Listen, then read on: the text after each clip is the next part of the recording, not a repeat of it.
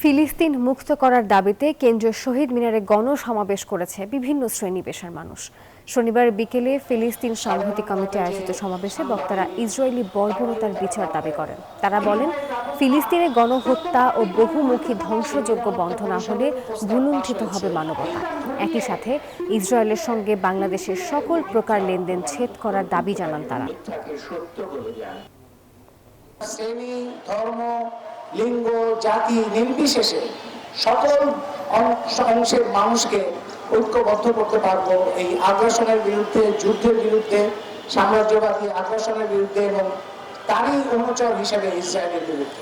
ফিলিস্তিনি ভাইরা বোনেরা যে সংগ্রাম করছেন সেটা তাদের মুক্তির সংগ্রাম শুধু নয়, সেই সংগ্রাম আমাদেরও সংগ্রাম এবং সেই সংগ্রাম হচ্ছে এই পুঁজিবাদী ব্যবস্থার বিরুদ্ধে তাকে বিদায় করার সংগ্রাম।